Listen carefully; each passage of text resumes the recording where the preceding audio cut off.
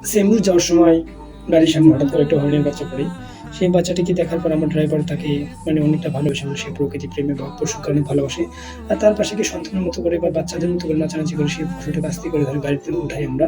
উঠানোর পর তাকে আমরা বাড়িতে নিয়ে আসার পর ফিডার খাওয়াই, এবং তাকে অনেক যত্ন করার পরে আমাদের বিছানায় মানুষের মতো মানুষ করি। মানুষ করার পর তাকে আমরা কিছুদিন যত্ন করার পর সে আমাদের সাথে আস্তে আস্তে আমাদের ডগের সাথে খেলা করে, বাচ্চাটার সাথে খেলা করে। সেমরু সে আশেপাশে অনেক বরফ বা আইস যখন পড়ে তখন অনেক ঠান্ডার কারণে পশুগুলোর শরীরটা কেমন শীত হয়ে যায়। তাই আমরা তাকে চিরুনি আশ্রমে ভাগ করতেছি। আর সে মনে করতেছে অন্য কিছু। তাকে আমরা আপেল খাওয়াই, অ্যালেক্সিয়া খাওয়াই। খাওয়ানোর পর সে আমাদের সাথে ঠিকঠাক থাকতে থাকে, এবং আমরা তাকে দুপুরবেলা হলে ভিডিও করতাম তাকে নিয়ে। সে আস্তে আমাদের সাথে মেনে নিয়ে গেছিল, এবং আমাদের সাথে একদম অ্যাডজাস্ট হয়ে গেছিল। তাকে আমরা একটা ইশারা করার সাথে দৌড় দিয়ে আসতো। সে মনে করতো যে কতই যেন কি। বালতিতে তার জন্য যখন পুষ্টিকর খাবার এনে রাখা হতো, আমরা বলার আগেই সে তার মতো খেয়ে নিত, এবং আমাদেরকে থেকে একটুও ভয় পাইতো না। তাকে নিয়ে একদিন যখন আমরা বাইরে গেলাম, সে অন্যদিকে ছেড়ে দিলাম বাইরে যাওয়ার জন্য, কিন্তু সে